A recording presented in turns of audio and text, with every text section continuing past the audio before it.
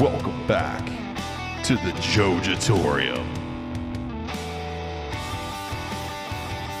Well, I think remember too, whenever we found the German Scheiser porn. Let's not lie to each other. You're in twerk classes over there. That's what yeah. That's all it is. The fitness class. Working on them TikTok videos you like so much. Dead face.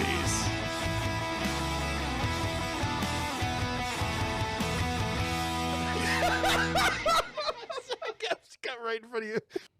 Welcome back. Hopefully you heard something that you like. Because again, when you support our sponsors, you support us. And when you support us, you bring some pretty cool stuff. Like bringing on some very, very special guests. So the Jojatorium is more than thrilled to bring on Mr. David Howard Thornton. This incredible actor has landed his talents to projects like How the Grinch Stole Christmas, the musical, Nightwing Escalations, the Joker, and lending his voice to Powder Burns, a scripted podcast that was actually nominated for the Voice Arts Award in 2017. But we selfishly asked David to come on and talk to us all things horror and his horror icon persona, Art the Clown. First and foremost, thank you so much for taking any time at all to come talk to us. We are so excited to have you here. Oh, you're welcome, guys. Glad to be here. Great. So first and foremost, you've been a pretty busy guy lately. And as I can see here, you were just at the Mad Monster Party in Concord, North Carolina. Yes, indeed. That was last weekend. That was a great time. Yeah. So is that like a common thing you're trying to do is get on more of the horror con scene? Oh yeah, I love them. It's like I kind of look at it as like a paid vacation of all things. It's just like it's wonderful. You just go out and fly into different cities all throughout the world now. We're starting to get me into international waters now. I'm going out to UK later on this year. So it's go out and chill out and have fun and get paid to do it. I'm like, this is the best thing ever. I mean, I waited tables for 13 years, so this is like paradise to me. Yeah. That's awesome, man. And that's one thing that I was super interested in too, because I mean, let's not beat around the bush. We're going to talk about Terrifier too. That's just got to happen. Oh, of course. For sure. But the role you have with Art, it's super creepy. And and if anyone hasn't watched Terrifier 1, you're doing yourself a complete disservice. You need to go watch it. It is cult classic horror. It's perfect. But I gotta know, like, you're such a nice guy. Like you're not like your persona. Yeah. But so I gotta know, how did you bring that creepiness in? So like, how did you come across the opportunity to put on the face paint for Art in the first film? Yeah, that was a lot of luck on my part because I had taken a few months off of waiting tables after I got back from my last tour with Grinch, and I was like, I just wanted to focus on auditioning. But I was focused more on like auditioning for stage and like Broadway and stuff like that. And I had been in like final callbacks for about 4 or 5 different Broadway tours and shows and like final callbacks, and like they all fell apart for one reason or another. Like one of them literally came down to a coin flip, and I thought I lost that coin flip, and I was like, dang it. And then an audition notice was posted looking for a tall, skinny guy that had clowning experience or physical comedy experience to play Art. And I knew the character from All Hallows Eve already, so I was like, oh my God, this is perfect for me. I had never done film before other than extra work, so I was like, this would be, this is a low-budget independent film, so I don't know who's going to see this thing. I don't know if it will be successful or not. Probably not, because it's a low-budget independent film, So it's like, but who cares? This is good experience. It's a great role. I think I would have fun doing it. I could learn a lot doing it. So yeah, I want to go in for it. My agents at first were like, well, it doesn't pay much. I'm like, I don't care. I want the experience right now because I can use this for a reel. I can use this for all kinds of stuff in the future if this does not pan out. And they're like, okay, sure. They sent me in and I booked it. And then it took off and we weren't expecting that. So it was like, hey, I'm glad I took that risk and took those few months off because, if I had gotten any of those other shows I had been up for, I wouldn't have been able to audition for or film it. So it was like, it all worked out the way it was supposed to. So I feel very, very fortunate to be where I am right now. Yeah, and we are fortunate enough that you got into that role too, because like we said before, it's one of our favorite films. So thank you. It's been incredible to watch you grow as an actor, especially, because everyone's watching you now. So it's just kind of cool to see where you're going with it. So I got to know, with Art is a silent, masochistic, just kill machine. So comedy timing. With comedy, comedic timing, which is the best part of it. So he puts the slaughter and laughter. yes, Well, he puts the laughter and slaughter. There we go. Flip that, reverse it. it doesn't matter. We're slaughtering. Oh, I messed that up. Oh. So did you take any influences from like some other projects you've been in, or did you find yourself in any kind of like horror movie marathon where you're like, I got to take pieces of this or that, or is there anything you found that you wanted to use?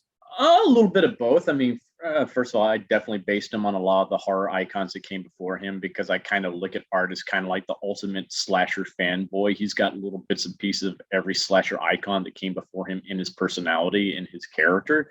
So I added that there, but I also took my love of great physical comedians and silent film actors and put them in him. And one of my big inspirations was the man I was so lucky to understudy for 5 years with Grinch, Stephen Carl.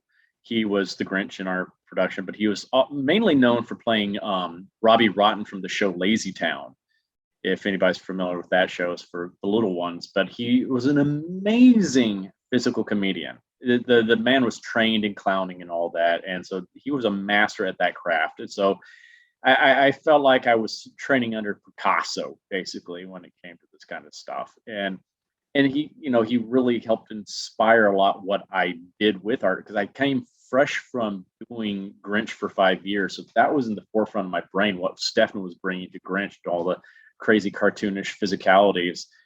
And I'm like, yeah, sure, let's put that into art, that build off of what Mike Gianelli, who his original art, had done with him. Let's build on top of what the foundation he already set for me, because I wanted to bring more of the clowning aspect to the character than had previously been there, because I kind of like that idea of a truly sadistic villain, but who's also very charismatic and funny at the same time. So it's just like, it makes you really question who you're rooting for.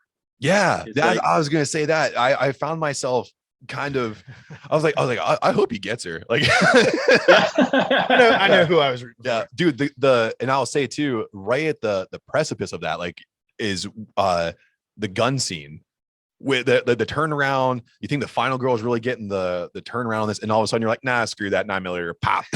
Boom. Yeah. Oh, that was that. That night we filmed that, where I commented, I was like, oh, we are gonna piss off some people with this. They are not gonna see this coming. And that was like one of my favorite moments when we first screened the film in a theater. We had a packed house, standing room only house at Lincoln Center, of all places here in New York City, which is amazing in itself. But like the reactions from the audience was so cool, because you had so many different reactions happen at the same time. You had some people that screamed out in pure terror. Others screamed out because they were pissed off, because they're like, fuck you, bullshit.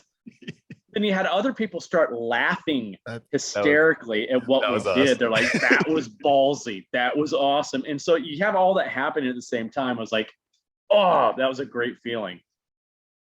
For sure, man. Yeah. So when you take those creative risks and they pay off like that, is that kind of where you find the iconic footing then? Is that where you kind of cement art in like a different kind of category, like kind of almost like breaking fourth wall to a degree? Yeah, I kind of do, because that's what we did. We did something unexpected there, and with other scenes too in the film. It's like we went beyond what you typically now see in slasher films, especially when it comes to the gore factor and like the viciousness of the character. I'm like, it seems like most slashers you see now are heavily CG'd, and the gore they have in it is almost cartoonish in a way, if they even show it. Yeah. And they don't linger on it like we do.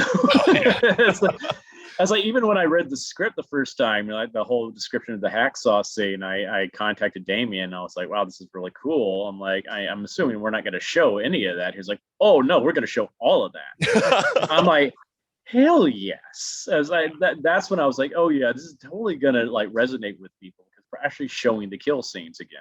Because so many people just don't do that anymore. They're trying to play it safe. They don't want to offend anybody.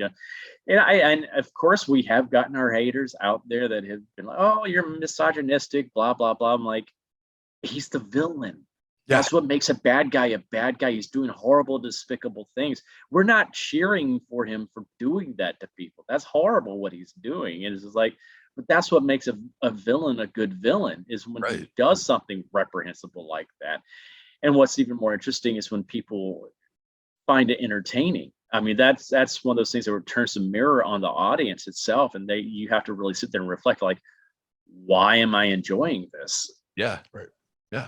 Yes. So going into those horror icons that you kind of brought to Art the Clown, do you have a favorite horror movie from your childhood or currently, and that you just watch like in your downtime? Oh yeah. I mean, like I would say probably my two top favorites right off the top of my head would be the original Texas Chainsaw Massacre. And because just got the characters in that just fantastic. The whole family in that is just wonderful. It's just like it starts off just with the hitchhiker, and it's just like, God, this is going to go to some crazy place. When I first saw that in college, I was like, this is fucked up. But it's so good. It's so good. And the other one would be, of course, Freddy Krueger. Nightmare on Elm Street Part 3 Dream Warriors is probably one of my favorite slashers of all time. The kills in it are so creative. That's when it really figured out where it was going, character-wise, story-wise, everything. It just hit all everything it needed to be right there. It was just that was such a good movie. And I think the character of Freddy is probably the best horror villain ever created. It's such a creative and scary character, because this is something that you can do infinite things with, because most of his kills all happen in the dream world. So you can do whatever you want to. Anything you think up, you can do, because you're not bound by the constraints of reality. But also he's a villain that you can't get away from. It's you can hop in a car and book it out of town if Jason or Mike Myers or Leatherface are coming after you. Freddy's in your dreams. And you got to sleep at some point. If you don't sleep, you're going to die. If you sleep, you're going to die. I mean, that's just a horrifying, concept, but it's brilliant, absolutely brilliant. Like Wes Craven just created an amazing character with him. Right. And like maybe one of the best slashers that had like a personality. So much like a clown, you found yourself rooting for him in certain circumstances. Like you don't care what's happening, what Nancy's going to do in the next movie. You want to know what Freddy's up to. Like, and also, like, how creative is he going to be? That's like, you love those, and that's why I think people love Jason so much. It's like the creative kills. It's not just simply just stabbing someone. He's like sleeping bag kill. He douses someone's head in liquid nitrogen, smashes it. It's that kind of stuff. It's like, oh God, these kills were fun and creative. And that was kind of like when I could find someone to compare Art to. I did compare him a lot to Freddy Krueger, because I felt like both characters have layers, and a lot of it's based in like comedic overtone. So the kills are brutal, I think, in both movies. And I think the Nightmare on Elm Street movies were one of the last bastions where you actually saw the kills occur in most over the top ways. And it's fantastic. The pool of blood coming out from the bed is so iconic. Oh God, the marionette scene with all the sinew and muscles and everything. It's just like, oh God, that makes me cringe when I watch it, because I was like, oh, that's got to be painful. And I feel like, I always felt like Freddy Krueger's ability to manipulate things in the dreamscape is very similar to, and this is kind of a weird thing to say, the garbage bag of Art. I feel like the abilities of Freddy Krueger are manifested in the garbage bag, because there's a little bit of everything in there. Yeah, it could be anything could be in that bag, and that's what I love. It's kind of like Felix the cat and his magic bag of tricks. It's just like, so anything we want could be in that bag. And I get the question all the time. It's like, what is that bag made of that it does not just fall apart and rip open? I'm like, it's a Glad bag. Yes, John Cena endorses them. They got to be tough, right? yeah, exactly. So you are cemented in the horror world right now. Have any of these horror icons reached out to you, like a community rallying kind of idea, like anybody that of notable ilk, or maybe some people we haven't heard of yet if you've teamed up with?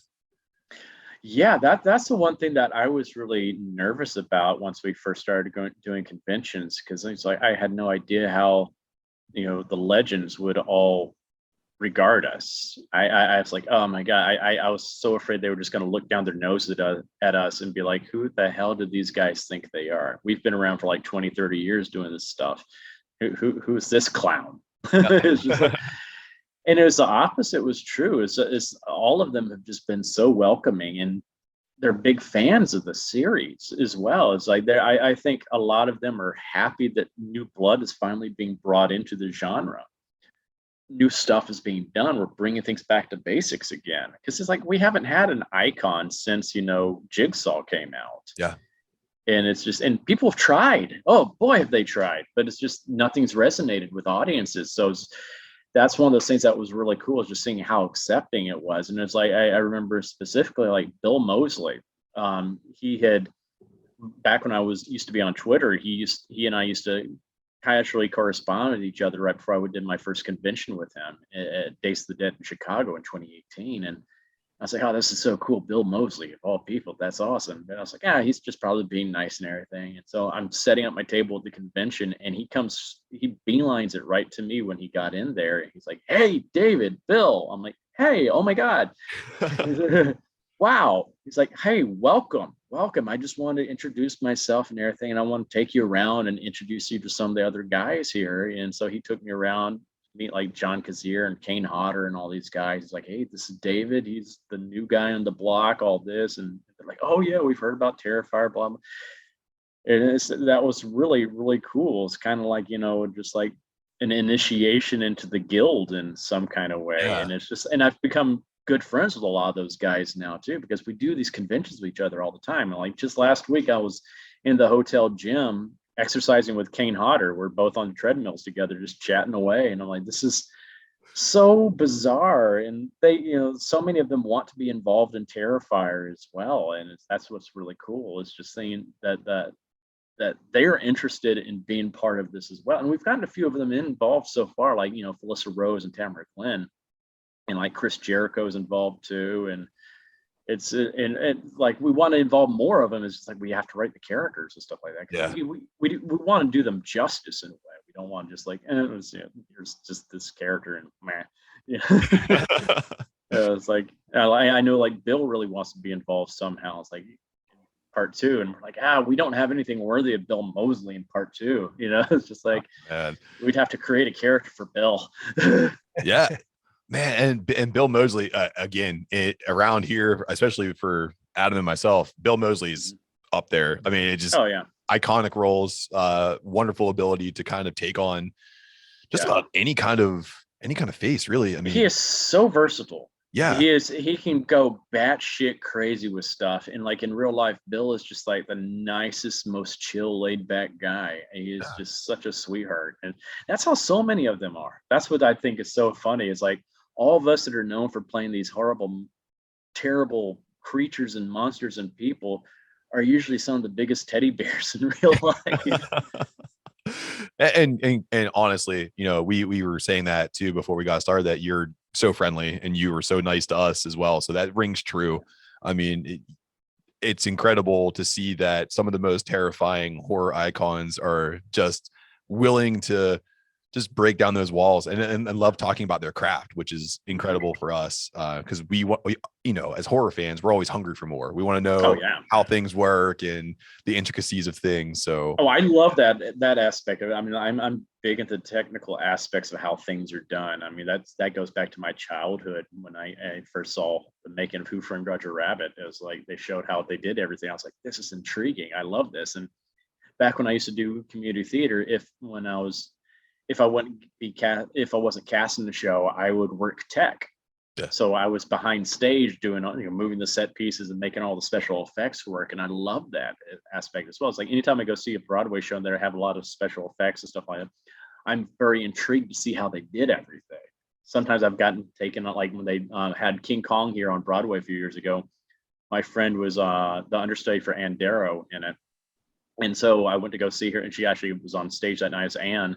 So after the show, she gave me a whole entire tour of how they operated the big, huge puppet of Kong and all that. So I got to see how all the magic was made. I love that.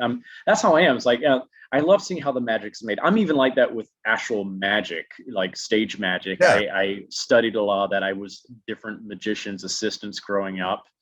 And I'm more fascinated how the trick is done than actually the trick itself. To me, it's like a puzzle. I like to sit there and watch magicians and try to figure out the puzzle the whole entire time. Cool, man. So we got, like we said, we got to talk about Terrifier too. Mm-hmm. we got to get to that. So Terrifier definitely left fans of the film wanting more. And the ending of it really lended itself for a sequel. So how did talks about the part 2 come to fruition? Like, who initiated the initial contact to get that thing rolling? That was Damien. I mean, when we were filming part 1, we already had ideas. We were already brainstorming ideas if we were lucky enough to make a part 2.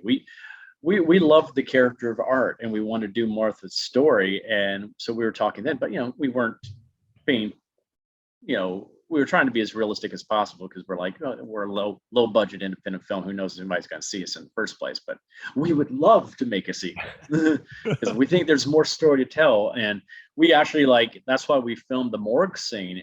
That wasn't in the original first cut of the film we showed in Telluride, Colorado back in 2016. And the audience is really clamoring for more. And so Damien's like, well, let's go ahead and put a little coda to it. And so people know that Art's going to be back. And so we added that morgue scene in there, just, give that audience a little taste of something what's to come. And that's basically where we start part 2. That's so cool too. That morgue scene, it kind of reminds me of some more other like iconic horror movies where, especially Jason being electrocuted and coming back. Mm-hmm. That kind of reminded me of. So we're talking about the second movie here too. You guys kind of crested into something that we found to be pretty fascinating, where you did a bit of crowdfunding.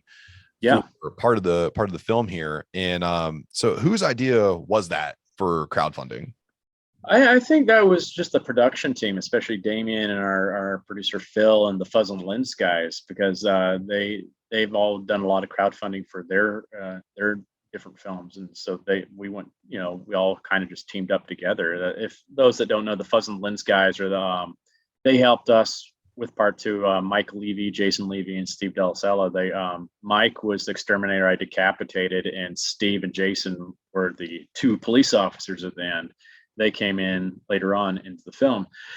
And it's like, they've done some other films like Abnormal Attraction. I'm doing another film with them right now called Stream, which we have a lot of horror icons involved as well in that. Awesome. So like Dee Wallace, Jeffrey Combs, Tony Todd, Danielle Harris, Felissa Rose, Dave Sheridan. It just keeps going and going and going. It's amazing. But that's where we got the idea from. It was like, why don't, because we had tried shopping it around to different studios, and still people were not really giving us what we wanted. We had a few bites, but it was nothing substantial. It was kind of like a slap in the face. It's like, really? You're willing to, because I did research myself, and I was like, okay, how much are, low budget independent films usually made for, and they usually go for a few $1 million. Yeah. Yeah. And I'm just like, really? Wow. And these people, the offers they're giving us are not even $1 million. I'm like, are you kidding me? We're already a proven commodity. Yeah, for sure. Like, your streaming numbers alone had to be through the roof. Yeah, I mean, we were like, the whole 2 years we had our contract with Netflix, we were one of the top 10 horror movies the whole entire time we were on Netflix. So it was astounding me. I think they were just looking like what we made the first film on. And it's like, well, if they can make a film for like less than $50,000, then hey, we don't have to give them a big budget. I'm like, no, we want to have a bigger budget so we can actually pay the crew this time. And it's like, we worked for peanuts, if anything, on the first film, especially our crew. And, everybody put their heart and soul into it. And that's why it came out as well. It's like, it wasn't the money people were working for. They're working for just, they believed in the project. Yeah. So we're like, well, if, no one's going to really give us the funding, we might as well just turn to the fans. And that's what we did. And we ran that Indiegogo campaign, and our initial goal was just $50,000. And I remember Damien, when we first were trying to set the goal, I said we should make it at least 100,000. He's like, no, well, let's make it 50, but I even doubt it will make even 50. I'm like, dude, we'll make 50. Yeah. Easily. And we made that first 50 in like 3 hours of posting it. It was insane. We made over $200,000 on the campaign. And, we could have made more if we kept the campaign going. If we just kept it open, but we just closed it off there. And I was like, man, because I had so many people approaching me afterwards, like, oh God, I want to still contribute. Can I? I'm like, no, sorry. But that's the cool thing though, is just like it being fan, basically most of it being fan funded. It's a film where we didn't have to worry about the studios coming down on us and telling us what we could or could not do. We could make the film we wanted to make. we didn't have to answer to anybody else. So that was the luxury we had. If we wanted to go crazy with a kill scene, we could go crazy with it and like, fuck it, let's do it. Let's do whatever we want to. And that's what we did. And in a weird way, the pandemic even helped us in that regard, because it gave us some more time, because we had started filming 2 of the big kill scenes right before the pandemic closed us down here in New York. But Damien had to take some time off just to build the prosthetics for the rest of the kill. And then the pandemic, boom, locked us down. We're like, crap, well, we have that time now because we don't know how long until everything's going to open up. So Damien's like, well, we got the time. I got nothing else to do right now. I might as well revamp what we were going to film and flesh it out even further. And now I can take the time to build these prosthetics and make these kill scenes even crazier. And that's what we did. Like one of the kill scenes, which we started filming it right before the pandemic, and it's what we were already filming was enough to make one of our crew members, who's a huge horror fan, have to excuse himself from the room because he was getting nauseous. That's what we're originally filming. And that was only supposed to take us like 2 days maybe to film that, maybe 3. And that ended up with the new revamped version of it. It took us almost a week to film. Oh man. So prosthetic heavy. It's just, there's so many elements in this scene that weren't originally there. And it's night and day. And it's a vicious scene. I think we're probably going to get definitely some hate for this scene, because especially from some more like conservative Christian type groups, like, this is just vile and disgusting and horrible what you're doing. I'm like, he's the bad guy. This is what makes him truly deplorable and evil. This is what somebody like this would actually do. It's not nice, but we do it in an entertaining way too. That, which I think, so it's not just horrible viciousness happening. It's also Art's doing his art stuff while doing this. So it's just like, God, I shouldn't be laughing at this. I shouldn't be, smiling. Why? And we've when we've been at some of the conventions recently, Damien likes to get feedback. He likes to see how people are responding to this. And so we have shown it to a few people, not just like a rough cut of it. So they haven't even seen the fully edited version yet, but we showed like a rough cut of it to some people. And like one person in particular, Heather Riker, who does a lot of the Q&A sessions at a lot of the cons around the country. She's a huge horror fan. So we're like, okay, we got to show Heather this. We got to see, because if anybody's going to give us an honest opinion, it's going to be her. She started crying halfway through it because she was so happy. Oh, that's awesome. It was just like, oh man, because at first I was like, oh no, we've broken her. Oh no, oh no, she hates me now. Oh no, she hates me now. But she's like, no, and she even went on Facebook after watching the scene and wrote a whole big thing about it. It's like, oh my God, this is what horror fans have been wanting, and that's what we do. We're making the type of film we want to see because all of us are making it are horror fans. We don't have studio executives that think they know what people want to see and think they, it's like that don't really care about the genre. They just see dollar signs. No, we're actually passionate about what we're doing and we want to make it the best we can. And that's why it's taken a little bit longer for it to come out, because Damien, especially, probably one of the biggest horror fans you'll ever meet. I mean, he's got like an encyclopedic knowledge of even the most obscure horror films. And this is his baby. He wants it to be as good as it is. So he took it upon himself to edit it and everything, because he didn't want anybody else ruining what his vision was. And it's hard for one person to sit there and edit a 2+ hour movie by themselves. And I'm glad he did it though, as long as it took, but because what I have seen is just so good. I'm very excited for everybody to see what we've concocted. Awesome. Yeah. So speaking of the fans, were there any special items given to those that pitched in money for the crowdfunding? Any cool items that stuck out? Oh yeah. I mean, God, I'm trying to remember all of them, but we had some like hats and horns, I think maybe that I signed. I think we have 2 costume pieces, like of my actual clown costume, that are screen worn, so that we have given away. And I some of the bigger hot ticket items were I think they gave like $5,000 to it, they could be featured in a kill scene in the movie. Oh, nice. And we filmed that. We had brought in some of the Indiegogo people for this scene that's in the movie, and they're featured pretty well in this scene. And we filmed that literally the week before everything locked down here in New York. Oh, wow. And that was one of the coolest. We're so stressed out about this week because this scene is a big set piece in the film early on, and there's so many technical aspects and elements to it that could go wrong. We had a lot of stunts, we had a lot of other stuff going on, and pyro, so a lot of moving pieces, very stressful. We were like, oh God, this is going to be disaster.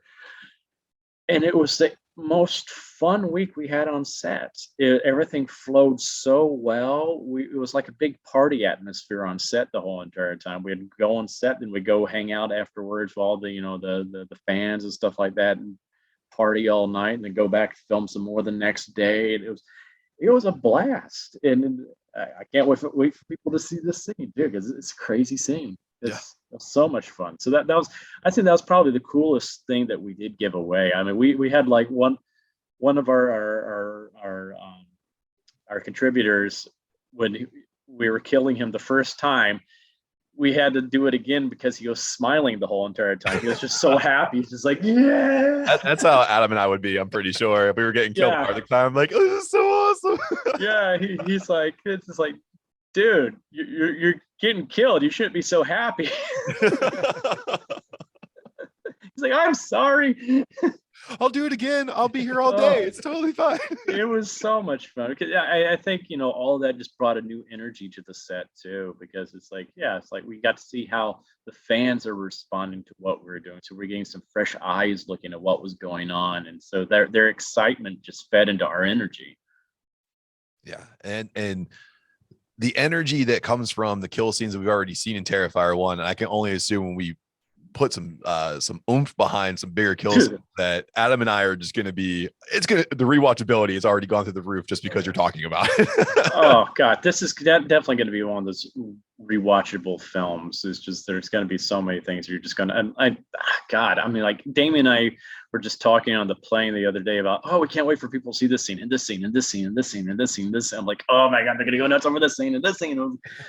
It's like, oh, it's exciting. And we've done some creative things with it that you have never really seen in a horror film before too. It's like some things that you're just like, oh, well, that's a funny situation to put a killer in.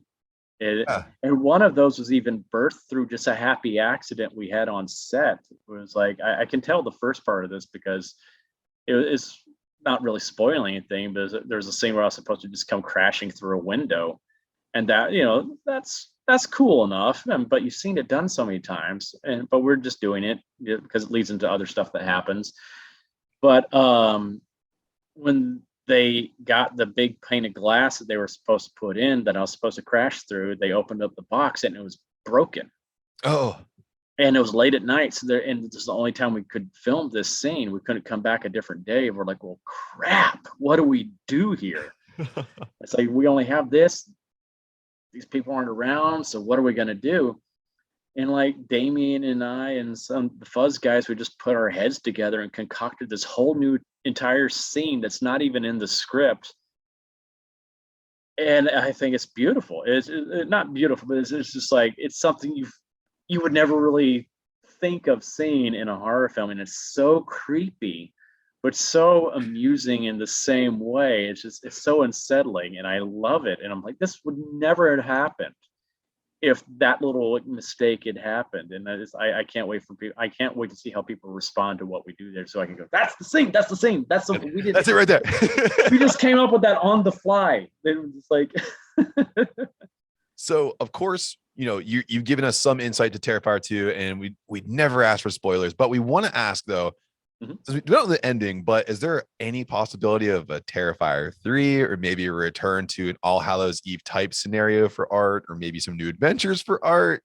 Of course. Yeah. It's like, I mean, that's why we set it up from the beginning that there's a supernatural aspect to the character. And we set that up in part 1 when he's brought back from the dead. So we want to put that out there, like we wanted to go ahead and nip that one horror cliche in the bud. and be like, hey, because yeah, you got to kill the guy off somehow, but you got to bring him back somehow. So let's just go ahead and acknowledge this now instead of later down the line. Yeah, there's something here, and we fully acknowledge that in part 2. So yeah, there can of course be a part 3.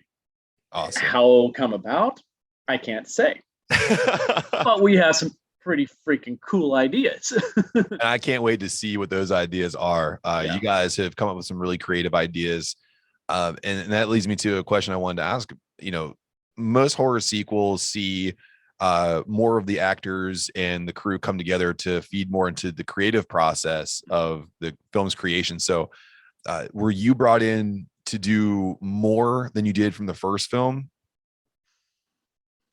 Yeah, I would say so. Yeah, I'm like, because I did collaborate a lot with Damien during even the writing process. He and I would just constantly message each other ideas, and even if like my ideas weren't used in the film, sometimes they like spawned other ideas that he would, and we would just kind of ping pong back and forth with ideas with each other and create scenes out of it. And I'm like, okay, now you do your thing and write this down and make something cool happen with these fun ideas. And we're even doing that with part 3 already. We're just like, oh yeah, we got ideas. Let's see how it all comes together. But that's what's really cool about, working with Damien. He's very, very, very much a collaborative director. Of course, he makes the final decision with everything. He has his vision. He knows how he wants things to be, but he's also open to other ideas and allows for us to experiment, because sometimes someone else might have an idea and it might work better than what we had originally planned, and that happened several times on set. And it's not just scenes with me, like other actors as well, especially Lauren Lavera, who's playing Sienna in this. I mean, I think even going into part 3, if she survives, but like she had a lot of input into things, especially with her character, and because she really loves this character Damien loves. I mean, I this is a character Damien's had in his head for even before he created art. It's a very Ellen Ripley badass type of character. Awesome, man. Yeah, and it's just like and this is really her story. And like I kind of look at Terrifier's art story. This is her story, right. And art fits into her story. So it's her origin in a lot of ways, and it's great, but I don't want people to think, oh, it's just going to be her most of the time. Oh God, no. I mean, art's in it front and center. I mean, I think they have equal billing in this one. Cool. That's awesome, man. Yeah. So it sounds like you've been super busy working on Terrifier 2 in the recent years, but is there any other projects you're working on outside of Terrifier 2 and Art the Clown? Yeah, like I said, Stream is one of those. I mean, like I think I got about one more scene to film. They took a little bit of a break because they're trying to raise a little bit more money, because they decided to add another kill scene into it. They want to get some more horror alumni involved with, and so it's really cool. Damien's doing the practical effects for it as well, so the kills are pretty gnarly in this thing as well, and the storyline's pretty cool. This is another thing that they hope is going to become a franchise, and they've got some really cool ideas for this going forward as well, which I think is going to be fun. But it's like just having all these like horror alumni legends on this set all working together on something has been really awesome too. I kind of didn't even feel worthy to be on set with some of these people, but it was a great learning experience. Like just even like days when I wasn't in a scene with Jeffrey Combs, I was like, can I please just come to set and watch? Yeah. I'm like, I love to watch great character actors work and see what all they do. And even if they mess up, it's like, oh, that puts me more at ease. I'm like, see, everybody messes up. It's okay to mess up. It's that's why you do multiple takes and stuff like that, because it makes people more human. But you learn so much. And I was like, because I love Jeffrey Jeff is like, an actor. He's such a great character actor. There's so much. I love the type of characters he plays. So I really wanted to watch him, especially. But yeah, just working with all these people has been amazing, and I've become friends with them through it all too. So just like, this is amazing. I never imagined I would be like, rubbing elbows with Tony Todd, and I was like, holy shit. I mean, you mentioned like, D. Williams off the top too, man. Oh, D. Wallace, yeah. D. Wallace, I apologize. Yeah. That's got to be incredible. Oh, D's awesome. Yeah. She's awesome. She's like America's mom. Yeah. in so many ways. It's just like she's been in everything. It's just, and she is just the biggest sweetheart, and she's so good. Like there's a scene that she's in this is like just kind of heartbreaking watching some of the stuff she was doing. I was like, oh God, I feel bad. Oh my God. Oh my gosh. That's what I loved about this. It's been pure joy doing this kind. I feel so fortunate to be able to, do this with them. I never imagined I would be doing this kind of stuff in my life. It's like, because we basically quarantined ourselves in a hotel for about a month and a half in Gettysburg last year, and filmed a lot of this. And so we're all just living together in this hotel. And it's like, who's going to be the celebrity that drops by for a few days or something, like, oh, hey, we're all hanging out with this person this week. And this person, it's like, this is awesome. It's almost like the summer camp you always wish you could have went to, Oh God, yeah. Oh God, yeah. It was also funny too, because we're filming this, and even though it was in the middle of winter last year, and they still had guests at this hotel, but the hotel didn't tell these people that we were filming a horror film. Oh no. I almost died. I was like, one night where there's a scene where I'm stalking my victims around the hotel and stuff like that, and I looked scary as anything, covered in blood.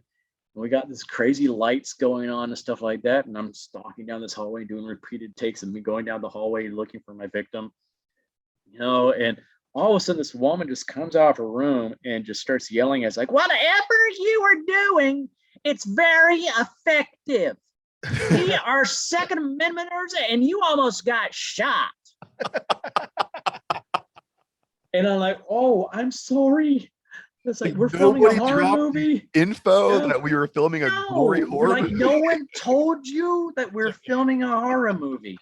Oh my God, we are so sorry. And she took video of it. She was filming through her peephole, and so you see me going by, and I'm like, oh my God, that is terrifying. Can we use your footage, please? yeah. I think they interviewed her for some behind the scenes stuff, because I'm like, cool. Got to. But she was apparently standing behind that door with her gun, just expecting me to do something. I'm no. Oh my God. Woo! So tell me how you almost died, Adam. Yeah. So take yourself out of your current situation right now, and you could pick any dream role, anytime, any era. Where would you put yourself, and what character would you take over? Well, that's very easy. This guy right here. Yes. That's what I'm talking about. That is my dream role. That is, I've played him, of course, on Nightwing. So that's where I was really, really building the character and experimenting with him. But I really want to play him in a more professional venue, especially. It would be fun to play him in a movie, of course, but I really want to play him on a TV series. Mm-hmm. That way I can spend a lot more time with the character. He's such a nuanced character. Yeah. You really can't tell a really truly good Joker story in 2 hours. It's just there's so much to dig into with that character, and I would really love to have that luxury of just really diving deep into him. I look at one of my favorite stories of him is from the recent Death of the Family, when it's the one where he had cut off his face. Oh yeah, kidnapped the whole entire Bat family because he's trying to, make Batman again, because he thinks his family has made him weak. And it really delves deep into that whole duality of Batman and Joker, and the history between the two of them, and what drives both of them, and why they do what they do to each other. And it's just so character driven. And God, there's so much that happens in that. That's something you would need to take a season of a TV show to really flesh out that story. That's how Harley finally got fed up with him too, because he locks her into this room, chains her up to a wall, and there are all these skeletons of other past Harley Quinns. And he's like, what, you thought you were the only one? Yeah. No, you're nothing to me. I never loved you. You're only a means to an end for me. It's that. It's just, there's such a good Joker story. And that's something I would really love to do with him, because it's that's the one thing, in the live action versions, they have never truly done Joker right. Yeah, they left a lot on the table. Yeah, for sure. They never have done him right, and it drives me crazy because it's because especially in that story arc, they really is when I read it, it's like, this makes this character make so much more sense to me. And it's Batman's talking about his eyes, his pupils, especially with his eyes. He's like, his pupils dilate a certain way when he looks at me as opposed to anybody else. And the only reason someone's pupils do that is from a psychological perspective is when they're in love with someone. And it's like not like a romantic love necessarily, but just like when they're just so obsessed and infatuated and fascinated with someone. And that's the thing. It's that Joker sees him as that final piece to his puzzle that completes him. He needs Batman, and he's never going to kill Batman because he needs him. He'll kill everybody else who's associated with Batman, but he will never kill Batman because that's what completes him.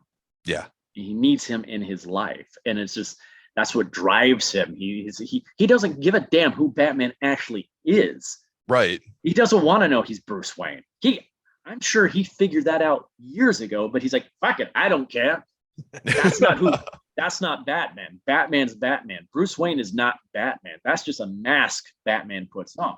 Yeah. I remember that monologue that he had about halfway through the Death of the Family, where he talks about masks and the different masks that people wear to kind of pass through society. And when he started talking about Bruce Wayne being a mask, I've never really thought about Batman's like alter ego being his mask, Batman being the main face, and then Bruce Wayne, not.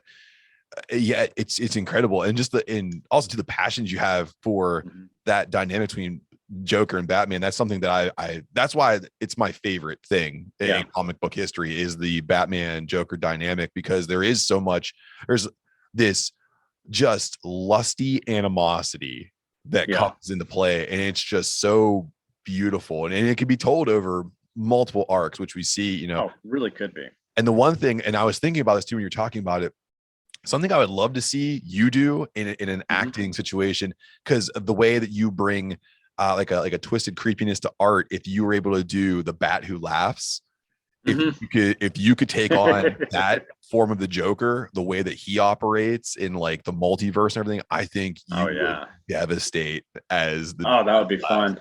That would be fun. It's such a nuanced character. That's what I love. Villains like that have depth to them. And it's just like I just find them fascinating. That's why I love about playing villains. They're always so much more interesting to me. There's like something that really makes them take what made them go bad. That's always been something interesting to me. It's like, what makes this person tick? Why did they choose this path in life? And it's like I would love to play Riddler too, because there's a lot you can delve into him too. It's like he's a totally different character than Joker, and he's driven by ego. Like he thinks he's the smartest man in the room. Yeah. And I love that aspect of him. I'm interested to see what Paul Dano's going to do with him next week with the new Batman movie and stuff like that. For sure. It's like when they first cast him as Riddler, I'm like, oh, he'd be a good Riddler. Oh my God, yeah, he's that kind of.